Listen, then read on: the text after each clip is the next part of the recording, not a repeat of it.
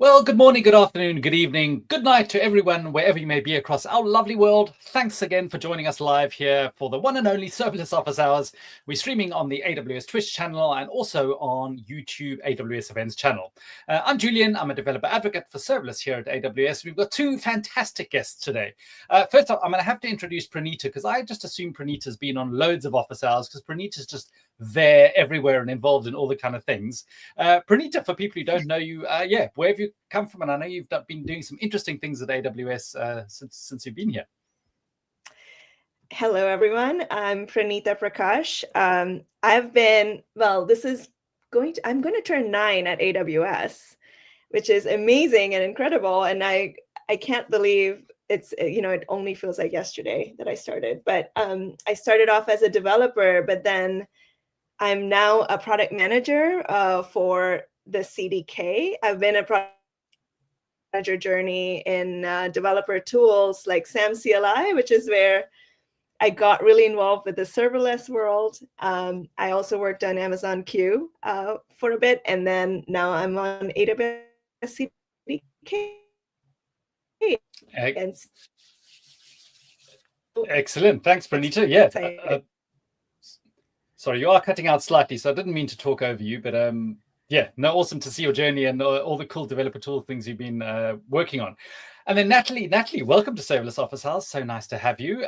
What's your role at AWS and how are you involved in CDK?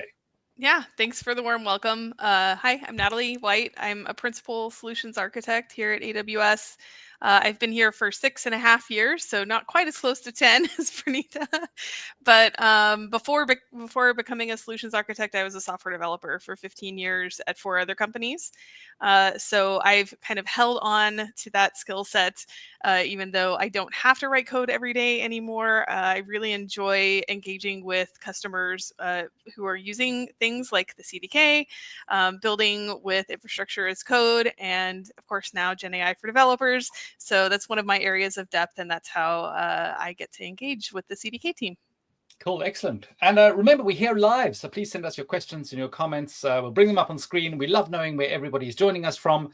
We've got a great community all over the world. In fact, the first one to pop up is Peter Smith, and Peter Smith was on last week talking all about local stacks. So Peter's favorite ISE tool, and we'll go into the details of that. But yeah, Peter works for Local Stack on youtube.com/AWS Events channel. You can see last week's episode on the awesome integration with Local Stack within Visual Studio Code, and Peter is awesome. So Alpa Codes actually comes straight in and asks the burning questions. CDK versus SAM. But I was going to, not just flippantly, ask the question. People do ask, what is CDK? Why CDK?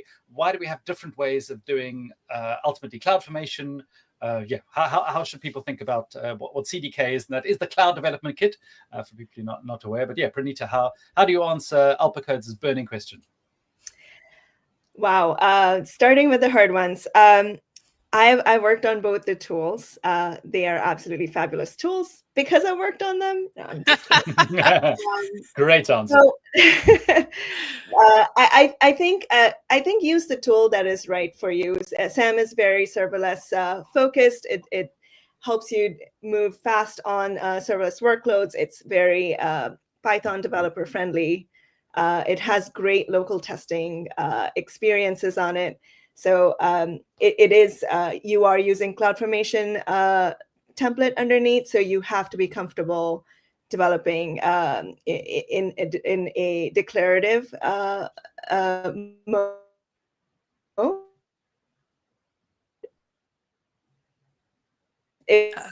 Developer, who likes to have their code and their infrastructure together, who like to think of the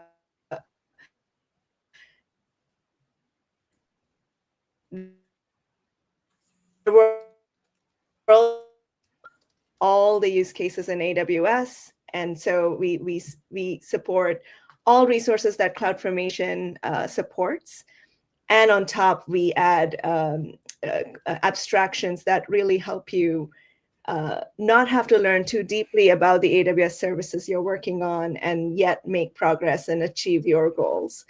So CDK is that TypeScript-friendly application developer tool. It also works for Python developers.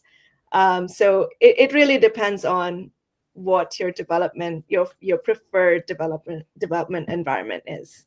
And I think it just depends what you're building too, right? The fact that CDK has a direct mapping from all of the CloudFormation resources allows you to build everything, not just serverless resources, but also I have seen, having been a software developer, the object-oriented side of being able to vend libraries and L2 and L3 constructs to be able to scale across organizations, especially large enterprise customers who have platform engineering teams and want to provide a way to make it easier to do the right thing, especially if there are specific compliance regulations or things like that. Providing that mechanism, I think I've seen customers be able to do that at scale using the CDK in a way that I don't really think SAM supports. So it just depends what you're building, honestly. Yeah, that's a good point. Right. Yeah, and I think some of the confusion. This is AWS. It's all CloudFormation. Exactly, and this is AWS. There's always some confusion. It keeps all of us on our toes. But also, the difficulty with SAM is that it's actually two different things, which are sort of bundled together. And the SAM CLI is all about the deploying and all about that kind of thing, and then it's the actual SAM. It's technically called the transform, but that is the CloudFormation shortcut language, and it's actually that is sort of similar to CDK, because even confusingly, you can use the CLI with some CDK constructs as well. So yeah, you sort of in your brain need to separate the two different parts of SAM. I'm gonna need you to draw a picture. Yeah, exactly. And to confuse everybody, CDK does work with SAM. Yeah. Exactly. If you want to locally test your Lambda functions, it's not either or; it's both. Exactly. So yeah, and that's Uh-oh. Is he muted? Can you hear him? Yeah. Julian, we lost your audio. We lost you. We are. Coming in and out. Nope. Hello, can you hear me? There you are. Yes. I think I've got a funny cable, but anyway, I've got funny cable. Okay, anyway, you're good now. the gremlins are with us live on the stream, so you can see me live. This isn't Yay, our technology. polished, edited version. Oh no, he's gone again. I have to do this. So, am I back? Yes. Cool. Faulty cabling. No.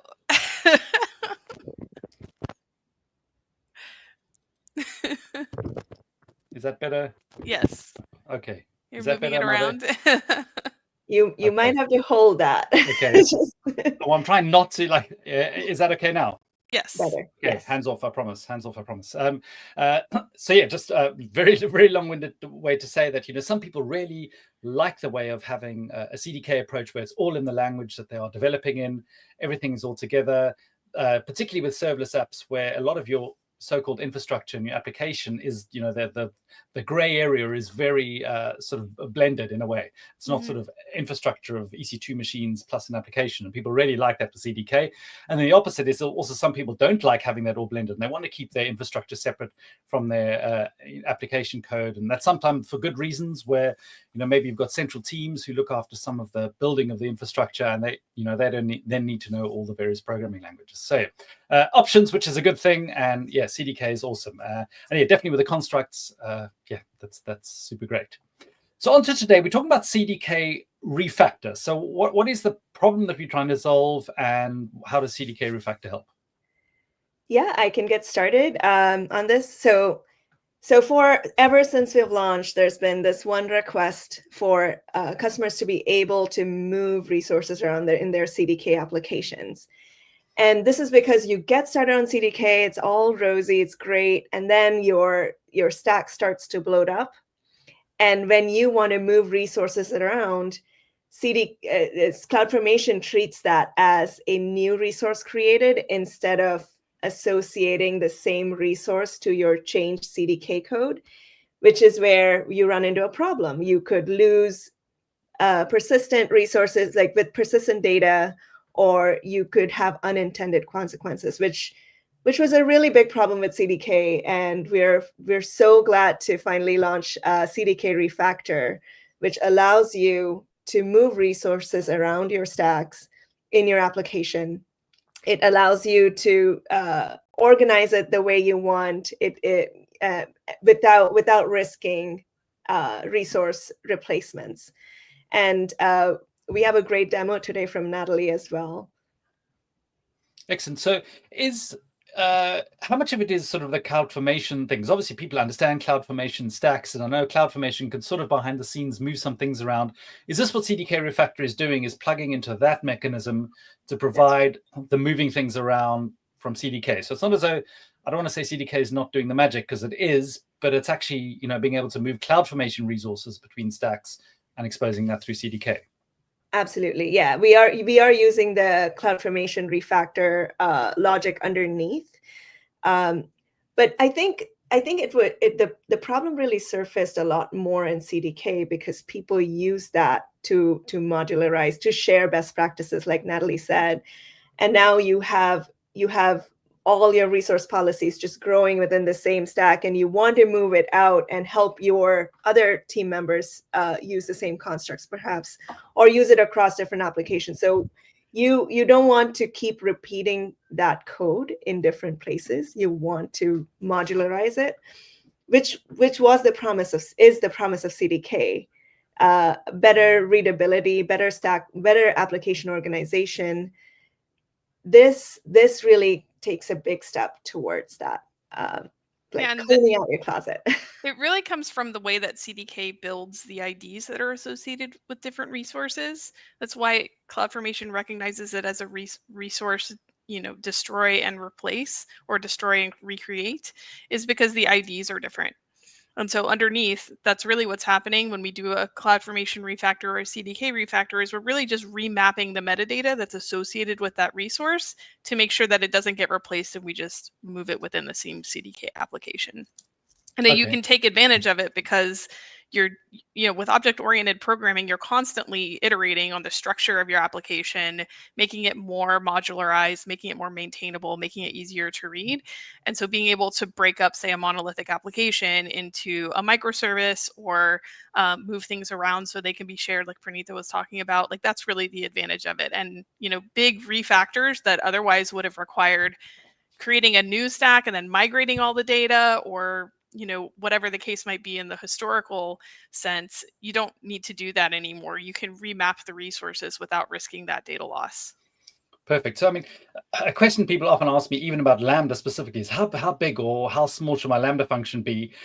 Which is an impossible thing to answer, depending on use cases. But from a CDK perspective, sort of that question, and then, what are people even getting into CDK or using it? What are the sort of the approaches or things people should think through in, how big a stack should be, or how, what should people think going into CDK to not get sort of stuck? And I know CDK Refactor helped things, but what advice would you give? Yeah, when I'm thinking about like whether to have a big monolithic stack, or in this case a monolithic Lambda, there's a few different criteria that I like to advise customers on, and it really does, is a classic like solutions architect answer. It depends what you're trying to optimize. So when you have a monolithic Lambda and you're doing a lot of different things that are all going through that same kind of pathway, the code gets much more complex. You might have a lot of conditional statements. You might be accessing different resources. It makes it really difficult to triage issues, right? Because all of the logs are going into the same log group. And potentially you won't be able to scale those separately if you were, say, doing a microservices type workload, but all through one Lambda.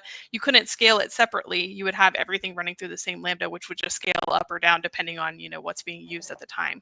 So how do you need it or want it to scale separately? How maintainable is the code? You don't want to have a Lambda function that has 30, 50, 60,000 lines of code in it. And then also the deployment size of Lambda is relatively small as far as like the artifacts that get built and deployed with Lambda as well. And so if you keep putting everything into one basket, eventually you're going to reach hard limits, the same way that if you keep putting everything into the same CloudFormation stack, eventually you're going to reach that hard limits for the number of resources that can be deployed in a single stack, or how big a stack can be. So the hard limits are obviously like the main limiting factor, but also when it comes to managing and operating that workload at scale, you want to have the observability be easy to triage as well for your SRE team. So for an architect thinking about designing their stacks, any sort of quick, top bullet points, and sorry, Praneeta, I did cut you off, so feel free to jump in. But yeah, just an architect person or even a developer thinking, oh, I want to structure a new application, be it a microservice or even a big application. What are sort of some top tips for deciding on what path to go down? I was gonna jump in to say, you want to think about your permission boundaries. How do you enable teams to move independently of each other and make changes without disrupting another team? And that's how, as an architect, I would think of creating those boundaries. Natalie mentioned a lot about observability as well. I think that is really important. The ownership is really important too. Yeah, like you're saying, if you're going to have an application that's really big, you're going to be breaking it up into multiple pieces. And so being able to have developers be able to make change to their own Lambda logic or their own serverless resources without effect in their own stack, without affecting other stacks that might be deployed in a separate deployment, that's really important too. And when we talk about separation of concerns as well, like, you could have everything in the same repo, but if everybody's working on the same files, then you go to the merge conflicts. Anybody who's been a software developer for a long time does not want to do a non-trivial merge. So, all of those things that are inherent to the software development lifecycle apply in infrastructure as code as well. And so being able to separate those concerns and allow developers to collaborate without affecting each other in a major way is really important. That's a great point. Thanks. Yeah, somebody way cleverer than me recently said that, when sizing these things, because there's a reverse optimization where you land up thinking, well, ultimately these could go, absolutely huge. And so you have tiny little resources or, a stack with a single resource and having thousands and thousands of stacks. And so their comment was, build something as big as it needs to be until it hurts. Yeah, and the operational overhead. That's actually quite a good way to think about it, because you're not over optimizing in the beginning. And, just if you're building a microservice or a something, like stick it all in one. That's actually fine. When it starts to hurt, because you've got team boundaries or permission boundaries, and some of these you can foresee or grow into, then you make a change. So yeah, also don't think of like, oh, well, I must make everything as small as possible because it gives me the most flexibility, because it's another world of pain. So what's funny is that, that pressure that we feel as developers to do it right the first time, which software is never actually done, right? Yeah. But that pressure that we feel is because we don't want to have to refactor something later.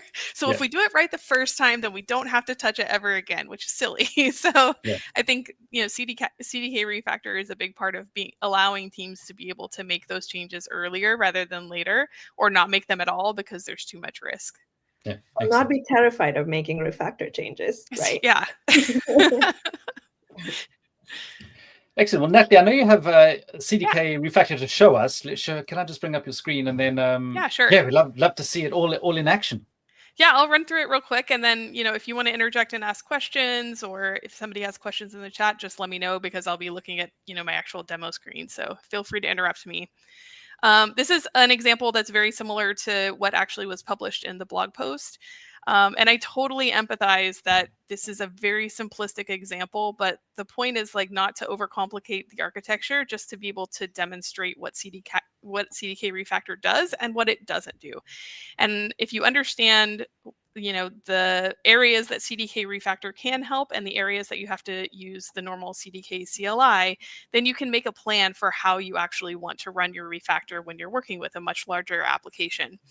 So really, this repo has a couple of different architectures in it, and I'm just using just being able to comment out these different functions for what I'm actually building during the demo. And I started with this monolithic app and I'll just open up the README here so you can see an example of all it's got is an API gateway. It has these paths of users, products, and orders that are all going to the same monolithic Lambda function. It's handling all of the CRUD operations for each of these entities, but the entities live in their own DynamoDB tables. So we've got 3 DynamoDB tables, 1 Lambda, and an API gateway. And, this is a great way to, to get started. But maybe we've gotten some guidance that this isn't really the best way to run our architecture. Maybe when we want to scale these independently, maybe there's a lot more load on the products to be able to read and search for products. There's a lot more load on orders than there are for creating new users. Or maybe we just launched and there's going to be a huge influx of users, and the products and orders might follow. So like being able to scale those independently is going to be important. But if I'm going to break these up into separate stacks, then I would have run into CloudFormation wanting to recreate DynamoDB tables for me because of the IDs. So that's what it looks like. I already went ahead and deployed it to my AWS account. So you can see here, I've got my users tables, products, orders, and then the monolithic function and the microservices API here. And so what I'm going to do is I'm just going to go through what the refactor path looks like. So I'm going to update my app and comment out my monolithic app. And instead, I'm going to create what I call the prepare for refactor. It's still creating a single stack, but it's going to break up the Lambda function into 3 Lambda functions. And I'll just open the README here so you can kind of visually see what that looks like. So I'm going to have the same API gateway, and I'm just going to break up that monolithic Lambda into 3 different Lambda functions. Now, you're not going to see me call CDK Refactor as a part of this change because CDK Refactor and CloudFormation Refactor don't support creating new resources as part of a refactor command. So, and maybe Praneeta can dive a little bit deeper into why that is. But the fact is that if you're going to create new resources as part of a refactor, you need to actually pre-create them first before you run the refactor command and deploy those changes. So I'm just going to hit CDK deploy here, and it's going to synthesize into CloudFormation and run a deployment. And it's going to confirm real quick after it's done synthesizing that, hey, it looks like you're going to delete this 1 Lambda function, create 3 new ones, and then those will be separate. And I'm really just preparing for eventually being able to break these up into stacks. So Natalie, you are deleting a Lambda function and creating 3 new ones. So if you do have some traffic running through this application, is there a risk to that, or how should someone think about this example? Let's see. Hang on a second. So if you're, oh, sorry, I skipped a piece about the stacks.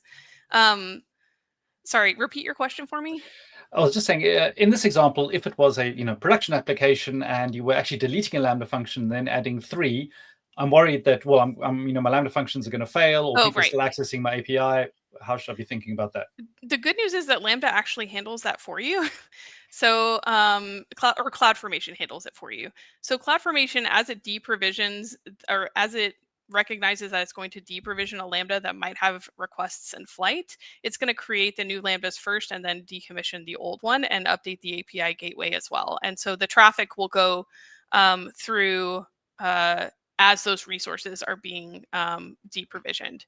So Lambda and CloudFormation and API gateway working together should result in minimal, if not no, downtime for those serverless resources. Perfect. So there's the dependency tree built in that, in effect, it's going to be creating 3 new Lambda functions, rerouting API gateway to those 3 new Lambda functions, and then deleting the old monolithic one. Yep, that's right. And so, sorry, it took a second for me to get my command line right. So we're deleting this monolithic function. We're going to create 3 new functions. And I just wanted to comment as well, the fact that a refactor cannot create new resources also means that you can't create a new stack as part of a refactor. So I already know that I'm trying to break up these Lambda functions and DynamoDB tables into their own separate areas of concerns, their own stacks. But I can't create the stack as part of a refactor. So I'm just creating some empty stacks here to represent the stacks that I'm going to be refactoring those resources into. So that's why those are being created here. I just want to jump in and talk about this for a bit. So refactor does not, the refactor command itself does not modify resources in your account. It just realigns your CDK logical IDs to the physical ID of the resource it should. Am I cutting out? Sorry. A little bit, but keep going. Am I realigning what should point to what? But then, and this is intentional, because we want people to be, it's an advanced command. We want people to be careful when they're doing this, so it doesn't create or destroy resources unless they're absolutely sure. That is always done through deploy. And you would call CDK deploy at the end once you're sure your application looks like you want it to. Yep, and I just took a screenshot of the resource IDs for the DynamoDB tables because we're going to go confirm those in a minute once we make the updates to the stack to demonstrate that, hey, we didn't actually change any of the tables that the resources didn't get deprovisioned and recreated. So actually, you're not actually using refactor at all yet. This is Not yet. actually just building some new stuff and sort of sorting out getting your house in order before moving things around. Exactly. Yes, and that's the point that I really wanted to drive home as part of the live demo, is to make sure that people see, like, this is not a magic wand. You can't just say CDK refactor and it's going to go do everything for you.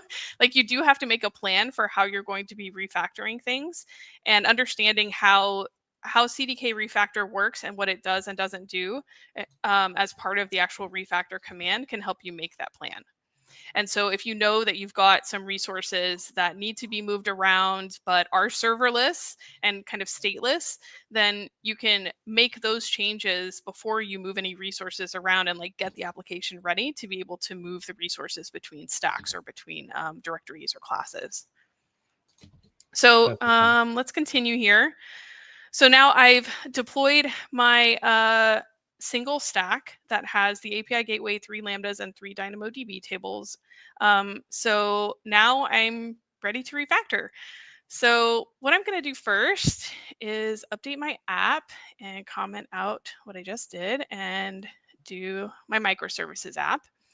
And what this microservices app is doing is it's creating 3 different stacks. And you can see here I've got this service stack, which is its own class. And so that means that all of these lambdas are going to be created consistently. I don't have to have duplicate code here to be able to create these new lambda functions and point to code and things like that. I can just have these 3 lines of code in my application and kind of condense everything because I'm using the advantages of object-oriented programming.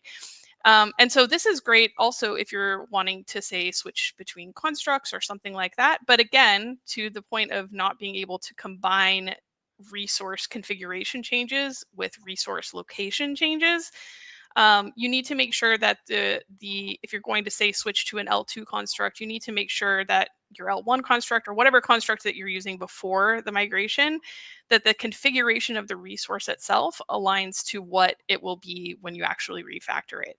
And the nice thing is, like, we're just using code. So as long as you're using your Git repo judiciously, you'll always have a rollback point. So say you make a big code refactor, maybe you're using QCLI even to like make a bunch of changes to, say, break this Lambda function up or move these resources into their own respective stacks. I actually used QCLI when I was updating some of this code to reflect this. So you can ask it to make those changes. You can call a CDK refactor and see, like, oh, wait, I can't create a new stack as part of that. I need to make that part of my migration plan, roll back and do it all again. So I think that's what I really like about being able to use the CDK and Git and QCLI and the refactor together, is that, like, I'm going to use the tools that are available to me to kind of make a path, but I can always roll back and start again. But that's not really a reality when you're doing a refactor on your own manually, because who wants to give up like 3 days or 3 weeks of refactoring work to go back, right? So use the tools that are available to you to help accelerate what you're trying to do. Also, Okay. CDK diff is a real savior here, because you know exactly what's changed against what's deployed. So great segue. I'm going to use QCLI to run a CDK diff and summarize the changes, because, with CDK diff, you're going to have to scroll through all of the resources. But if I can use QCLI to execute that command on my behalf and then summarize the changes, then I can get my answers, really quickly. So you can also see that in this microservices app, I've got the full stack here that still has the API gateway in it as well. Maybe I'll open the README real quick. So I've still got, an app stack that has the API gateway in it, but you can see here I have separate stacks for my users, Lambda function and table, products, Lambda function and table, and orders, Lambda function and table. Okay, so Oh shoot. Always credentials. Oh my gosh. Seriously? Hang on a second. Of course that happened. It's a live stream. Of course, it's going to happen. Yeah, just Shadow YT did actually ask, can we get access to this demo repo? What I'm going to do is I'm just going to do to the blog post, which does some stuff, and I think which explains what's going on. I think that's also in the repo as well, isn't it? The repo is linked. So we didn't publish a repo with the blog post. However, we do have a repo that we've been iterating on, and so I'd be happy to publish it now that it's in this state, if that would help folks get started with it. Honestly, it's not going to be anything like what you're running. Like, it's just meant to be an example. So yeah, but if it helps to have it already pre-built, then great. But the blog post is pretty good because it has got a whole bunch of TypeScript showing you the migration between the kind of things. So have a look at that until we can get the repo published. Yeah. Okay, so I'll restart this QCLI command again. We're just running a CDK diff and comparing the deployed stack with the current state.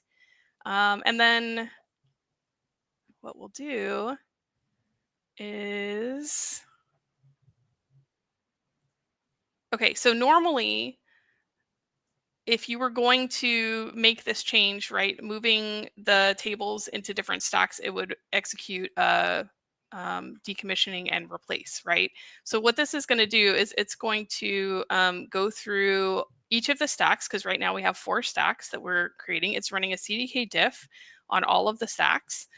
And then it's going to summarize the changes. And you'll see that QCLI will actually warn you, like, hey, your DynamoDB tables are going to be destroyed and recreated. That's not good, right? So it's nice that it's going to warn us. And of course, all of that data would be in the CDK diff as well. But being able to have a good view of what your refactor or what your application is going to deploy and having a summary of that, plus the raw output, can really help you get an idea of what you're about to do and determine, okay, is this worth the risk, or do I want to iterate on this more, or test it in development or whatever?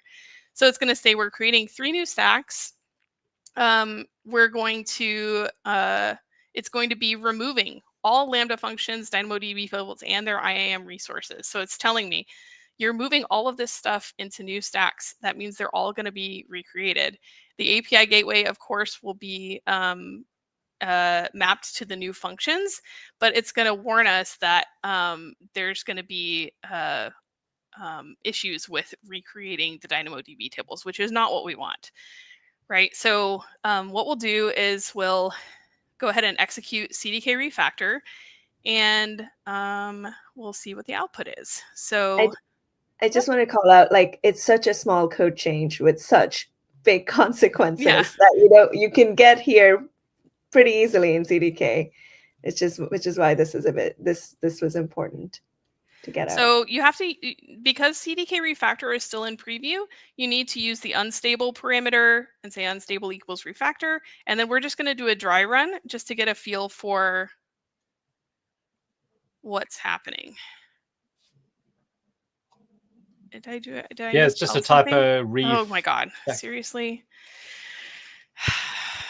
I've been developing software for 20 plus years and I can't. So funny. Okay, here we go. You've got a double dry run. Maybe it'll be really dry. Because I've got my laptop with my camera in front of me, this off to the side. Okay, all right. So the joys of live streaming and sharing my screen. Okay, so this is, and I'm gonna just I'm gonna zoom out just a little bit just so you can get the tabular look of this. So CDK Refactor will show you what the resource mappings are that it's about to execute. So it's going to tell me, here's a DynamoDB table. It used to be under my app and this users table, but now it's going to be under the users stack and the user table. It's going to do the same thing for the IAM roles that are associated with each of those tables, and map all of these together. Now, the names of my Lambda functions are different enough that there's no issue with like ambiguous mappings or anything like that, but there is a capability of directly mapping resources to each other. We're not going to walk through that on the demo right now because it's kind of an advanced use case, but just know that there are ways to override these mappings or more directly tell CDK where you want things to go. But because of the way that it matches resources to each other via their configuration and their names, it's able to resolve those here automatically. And so I don't have to do any special mapping. Questions before I actually go run it? I'm going to run it. Okay. So no more dry run. We're actually executing the refactor. Of course, it's going to go through that analysis again and ask for a confirmation. And I'm going to say, yes, I want to do that. And so what we can do now is go watch our stacks. Oh my goodness gracious. Seriously. Okay. Here we go. Okay, so we're going to watch as the stacks get updated. So right now it's working behind the scenes. CDK is working behind the scenes to orchestrate the plan for how it's going to move all of these resources. And what it's really doing is changing the CloudFormation metadata that's associated with each of those resources. And as it goes along and starts executing updates, I'm just going to zoom out a little bit on this too so you can see the whole thing. So we've got all of our 4 stacks. All of our stacks are changing because our Lambda functions and our DynamoDB table used to be in this big app, and now they're moving to their respective applications. So orders is already done. Products is working, users is done as well. And now you can see my app is starting to not have the tables here. It's just referencing the metadata though. So if I go look at, and I'll zoom in again so you can see the ID. If I go look at the ID of the resource, you can see that ends in 096 and our orders table ended in 096. Like these are the same resource IDs. It's CDK Refactor is just updating the CloudFormation metadata to associate it with these stacks. And so now you don't have to orphan your resources. You don't have to do a data migration. You can just move resources around between the different stacks and associate the metadata with them with no data loss, no downtime, and the big app with the function here. Let me update it here. There it goes. So if you refresh it now, I just have the API gateway that's going to be pointing to each of the Lambda functions inside each of these stacks. And we're done. We refactored it. Yay. Fantastic. So I suppose also, people are looking at this going, oh, are we doing this on a live production app? Because you're using infrastructure as code, you can also deploy this into dev and test and other kind of stacks, and also, do this in your dev and test environment, get comfortable, that you're not quite panicking. And that's also why we always, infrastructure as code is this important thing, because you have a predictive way to be able to, or deterministic way to be able to deploy your software. And you can just create multiple stacks. Sure, you may not have your data in DynamoDB or those kind of things, but at least playing around with the logical layout of all these things, you can do it. It's just an example. It could have just as easily been an Aurora database or RDS or whatever. The last thing I wanted to show is that if you were to do a CDK deploy all after, oh my gosh, my copy and pasting is not okay. CDK deploy all.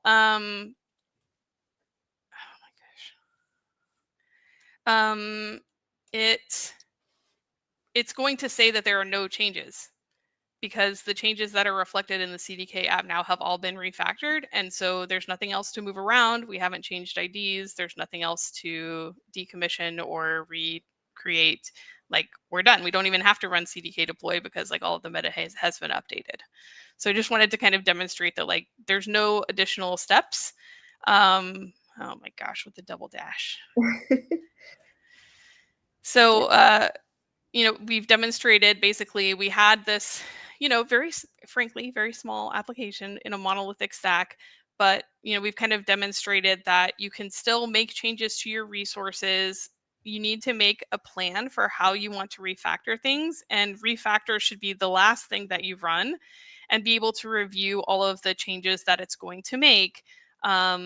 And really look at what those mappings are and make sure that everything is moving where it's supposed to before you actually execute the refactor. So you can see here it went through all 4 stacks, no changes, all good. Fantastic. Any questions from the audience?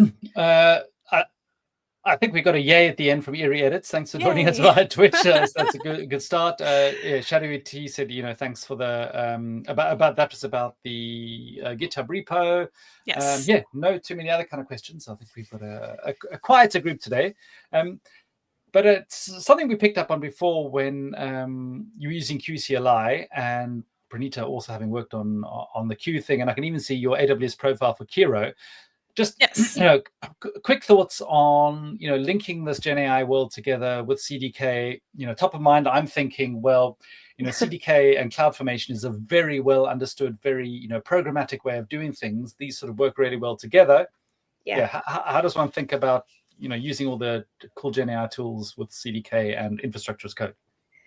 I've been recently very surprised by a lot of customer tweets and comments when we meet with them, saying that code generation for CDK works pretty well. It's getting better and better as the models improve. But where people are struggling is, how do we know that it's coming with best practices baked in? And that's something that is top of mind for me, right? Even though it's TypeScript, the models are really well trained on it, and they can generate pretty well. Also, I think actions like deployment or changing your accounts, infrastructure on your accounts, is something that people are less comfortable using GenAI. I don't know if this is going to change in the future, of course, but right now this feels like a very sensitive operation that requires human oversight. So even before GenAI, we're really careful what we put into the CDK deploy command. It has to be very deterministic. It has to be very clear to the user on what's going to happen. So I have found that the idea or perception that you're going to be able to have a single prompt and generate a bunch of code and it magically does everything that you wanted it to do but didn't say is frankly very silly. It's just, I mean, maybe that will happen someday, but definitely not today. My concern around people generating code that they don't understand and deploying things that they don't understand, it's definitely something that I find that I'm continually concerned about when I'm talking about these services. I think the good thing that I'm seeing is that because we've built them either in a chat interface or in the case of Kiro, where it's orchestrating a whole software development lifecycle on your behalf with requirements and design and tasks that are being generated with AWS best practices in mind, you can ask questions to help educate you as you're developing. It's not just about generating more code faster. You can ask questions about, what does this code do? What's the best way to deploy this code to AWS? How should I be thinking about a multi-account architecture or a multi-account strategy? You're asking questions of those AWS best practices and learning as you go along. And to me, that's a best practice because yes, you can write code faster, but if you're not learning anything, then why are we building something? So being able to know what to ask for is also something that I find you really need to be able to know what to ask for. So that's why, just having a random person come ask for, a web app is not going to work like a developer would, where they know what to ask for. They know to say, hey, I'm more familiar with Angular than React, so I'd like it to be an Angular app, or, whatever the case might be. I still feel like our skill sets and the human in the loop is so important to make sure that we know what we're deploying and that we're able to operate it. Right. And yeah, I think from the CDK perspective, though, we always want to cater to that human who's making these changes 2 a.m. At night because they got a ticket or something, right? And we are sensitive about that. That's what I wanted to leave with, Julian. Yeah, and I suppose one of the reasons Kiro is actually done super well is it does sort of separate this one-shot prompting thing where you Yes. sort of hold your fingers and pray into a and I suppose you could probably ask it about a refactor like this where it's going to say you've asked me this in a it doesn't say in a flippant way, but that's what it sort of assumes.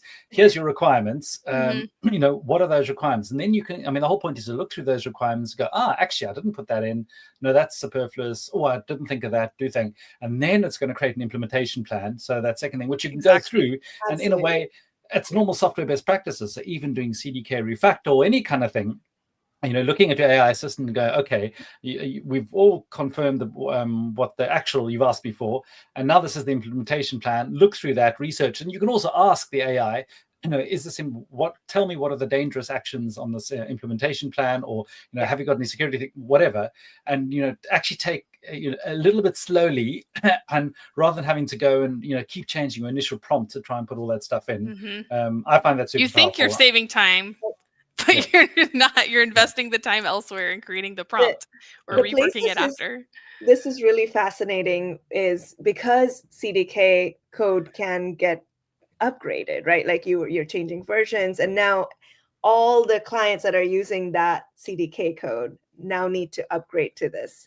And having something give you a plan of these are like applied retention policy to your table, and then provide a whole plan of like multi-step deployments, for example, because you're changing something in your construct.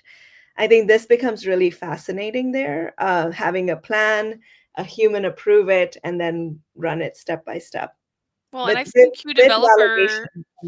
Q Developer make recommendations for best practices for the CDK code. Like if you create an S3 bucket and you turn on encryption, but you don't, or you give it a KMS key, but you don't enforce encryption, it's going to actually tell you, hey, this doesn't adhere to AWS best practices. You need to add this parameter to enforce encryption. It looks like you're trying to encrypt your bucket, but you haven't quite done it correctly, right? Q Developer, the review capability can also be a part of that to say, hey, go review my code for AWS best practices, and it will come back with recommendations of how you can make updates to your resources to adhere to those best practices. And Kiro, even if you say, hey, I want to create an application, make sure that I'm following AWS best practices, it will recommend things like, least privilege security, observability, and like, it will create an architecture that can adhere to performance best practices and things like that. So as long as, even when you don't ask it specifically to do those things, because it's been trained and fine-tuned with AWS best practices, it can make those recommendations, and what you actually end up deploying is more aligned to what you would want to see in production than just, what you would even generate on your own without GenAI or via vibe coding. Great. And yeah, we do also have MCP servers. So CDK has its own MCP server. You can't exist in 2025 without an MCP server. And and yeah, just some of the tools involved is like CDK general guidance. And so, building applications, find vetted architecture patterns. So that's the Get AWS Solutions construct pattern. You can search for GenAI constructs. You can create open AI schemas for Bedrock actions. Lambda layers documentation. CDK NAG. This is an awesome one to get detailed guidance on the CDK NAG security rules. Yeah, so these kind of sort of MCP servers are super useful, just to be able to sort of plug it directly into your IDE, whichever that is, and off you go. You've just got best practices. It's just there. You're not even having to stick that in your prompt. It's just happening behind the scenes. This MCP server is actually pretty cool because it points to L3 constructs that are built by our AWS teams. So L3 constructs on Bedrock and L3, like GenAI related L3 constructs. And also we have a large repository of like L3 constructs like that map to common use cases that customers have. And L3 is a higher level abstraction where multiple services are set up for you, along with all the bindings, so you don't have to really go too deep in understanding what policies to set up, for example. So it gets you started really well. So I highly recommend using this MCP server and getting started with CDK. To have a workshop, which is pretty helpful. Cool, excellent. Well, Praneeta, just in the chat, if you can just even the name or link to the workshop, we can stick that up, because I'm always a fan of workshops. That's always the way, you want to learn some stuff and do a workshop and do that kind of thing. Natalie, we do have some fans who just are impressed with your kind of work. And so, first of all, thank one you is so on much. architecture diagrams. How you compose the nice architecture diagrams in Markdown. So there we go. I'm sure Natalie I didn't do that. space. QCLI did that. There you go. That was not me. I will not take credit for that. I mean, I asked it to do that, but that was QCLI. QCLI created those architecture diagrams based on the CDK code. Perfect. Yeah, I love, in fact, everyone talks about all the code that's generated. For me, it's the documentation that's generated that oh my actually gosh. is And that's like the never first thing to go when you have a deliverable is like, no, I'll document it later. No, the unit tests later. Come on, we're all developers here, right? Yeah. That's the first thing to go. I was using the serverless MCP server to build, and that was just a one-stop prompt to just write some stuff. And I mean, the amount of documentation it wrote, and I said, I need better observability. It did its whole bunch of testing, came back and said, you got some cold start issues. I was like, that's strange. Can you add observability? Observability.md with all the stuff in there, created dashboards, all the stuff. And I'm like, there's no way I would have done that. This is just so much better than I would have ever been. I need to get the history link to show you, but I legit asked QCLI to do all of that. I need the link to serverless MCP, Julian. I haven't given it a shot yet. I've heard great things. I will find it. I will put it on. But yeah, also Natalie, somebody is asking which IDE you're using. I'm using Kiro, actually. So, it's just a fork of VS Code. So probably to a lot of people who, may not have noticed, it probably just looks like VS Code, but this is actually Kiro. Yeah. So if I go over here to my little ghosty guy, you can look at the features. I don't have any agent hooks or anything in this workspace, but yeah, you can execute things with Kiro. You can work with QDeveloper in Kiro just like you would normally. There's a Q chat experience over here as well. Like, it's just VS Code at the end of the day. So yeah. Cool. Well, I mean, Natalie, do you want to just even take a step back? I mean, what is Kiro? I mean, I was sure. I can talk about Kiro all day long. Oh my gosh. So if you haven't heard of Kiro, it is in preview. And there's currently still a wait list to onboard, but we're working through the wait list as we speak. And so it's all backed by Bedrock. But Kiro is a fork of VS Code that has enhancements on top of it to achieve agentic AI, not just code generation, but what we're kind of coining as the AI DLC, the AI-driven software development lifecycle. And what it does is it has spec-driven development built in, so it can orchestrate that requirements design and task generation in a workflow for you.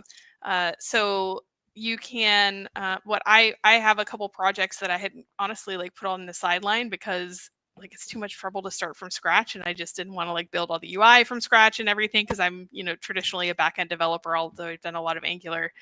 And I open up Kiro in spec mode. I say, here's what I'm trying to do for an application. It was maybe 6 or 7 sentences about what the domain that I'm trying to do, what I'm trying to accomplish, some services I wanted to use as far as Bedrock agents and things like that. And it starts with the requirements document that has user stories and acceptance criteria. Then it iterates on that with you, where it's like, okay, do the requirements look good? No, I want this, I want that. Add use cases for security, add use cases for observability, add use cases for cost optimization. And once you're good with the requirements document, then you move on to the technical design, where it will build you an architecture diagram in Markdown, and also document all of the tools and services that it wants to use. In this particular case, it recommended a React application. I'm more familiar with Angular, so I asked it to change that. And then once it has that technical design, it can create a task list. And so it's decomposing the plan for how it's going to build your application, from the infrastructure as code to the middleware to the backend, all the domain modeling, and then linking it all together. You can create UI code. It gets very detailed, and the task list is huge. And then Kiro will work through that task list with you. And what I found is really great is I'll work on the project really heavily for a day or two, and then I'll go off and do my day job, and then I'll come back. And what I love is that it really is a collaborator. When I come back and I go back into spec mode and I say, I'm returning from some time away, help me remember where we're at. and it will explain, here's what we've done, here's what's next. Do you want to go? Yes, do it. And so it will go and generate the code. I'll go review the snippet that it created. We'll iterate on it. Then it will move on to the next thing. And so it really is kind of putting into practice that human in the loop that Praneeta was talking about, making sure that you understand what's happening. You have an opportunity to interject and make corrections or revisions. And then what you build is really more production ready, and can be a part of your CI/CD process, deploy to a development environment, and go try it out. It's been so great. I literally have not used another IDE since I got access to Kiro when I was part of the beta testing. Like, it is a huge accelerator for everything that I want to build, because it means that I can actually build things that I just wasn't doing before because I didn't have time to do it all myself. Yeah, and I mean, we're not being flippant. I mean, even though we work for Amazon and it's related to us, like I promise you, I wouldn't tell you if that wasn't the case. And it is really kind of good. And the AWS Cloud Plumber, this is lovely. I think AWS Cloud Plumber, I think refactoring SDK apps, I think is all about plumbing as well and redirecting plumbing. So I like the name.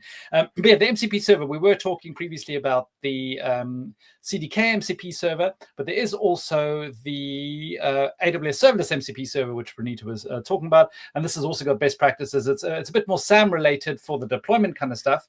But yeah, these are multiple MCP servers you can just plug in. And yeah, all best practices, all sort of built in. And hey, Cloud Plumber says seems the need to dig deep into the QCLI, and yeah, pleasure for answering the question. So yeah, Kiro is a full IDE, with it's a VS Code fork. So things like the AWS Toolkit for Visual Studio Code just gets imported straight away. So in fact, all of your extensions, or most of your extensions, work as well. So that's really good. And the QCLI is a really good CLI command, CLI tool, because lots of people just like doing things on the CLI. And so obviously a lot of the learnings within the QCLI is also available within Kiro, and they sort of, I mean, they're not exactly the same, but they're quite good at it. I mean, I'll be honest with you, hopefully you know me over the years, I'm honest enough, and it's actually worked really well, and it just gets cleverer, gets more clever every day. And just any schedule about releasing Kiro? Well, Kiro is available. There is a wait list, I think, literally just for the numbers of people. It's in preview right now. It's in preview. So I can share that there is a release date, but we can't share what it is. You're like, stop talking, Natalie. Yeah, no, it will be released, but right now it's still in preview. And honestly, for those of us who have been using it for quite some time, we've seen the improvements that have been made by the service team over time. And that's all due to the customers' feedback, the customers who are actually going and using it, providing feedback via the mechanisms that the service teams made available right inside the Kiro interface. Like, it's improving based on your feedback. So when you do get access to it, and it should be relatively quick at this point, when you do get access to it, don't be afraid to give feedback to the team, because they really are listening and they are making improvements as the preview goes on. Cool. Yeah. And excellent. Just quickly before we end, our awesome producer Jeff is also just putting some links in the chat as well. So there's the CDK monthly newsletter as well. So all the stuff that's happening. That was August for the CDK, and then also Praneeta, you wanted to cover this quickly. We probably got 30 seconds or so, but the community meetings through all the GitHub issues. And there is a Slack. That's the other one. I was like, oh, there's one missing. I can't see it. And there is also a CDK Slack. So plenty of places to get involved. Can I give a 5-second thing on community meetings? We are working really hard to to work with our community, have these like joint sessions where we discuss CDK and how to improve it. It is such a community-run project, so we would love to have people on the meetings as well and give us feedback. Thank you for putting that link up, Julian. Yeah. No, pleasure. And Praneeta and Natalie, thanks so much for showing us a CDK Refactor. Certainly makes everyone's life much easier. And yeah, there's plenty happening in the CDK future, so lots more coming. But Praneeta and Natalie, thank you very much. Next place, same time, same place next week. We're actually going to be doing some agentic AI stuff with none other than Eric Johnson. So both of us on the stream, which doesn't always happen. So that'll be a fun live stream. So thanks everyone for joining, and see you next week. And thanks again, Praneeta and Natalie. Bye-bye. Bye, everyone.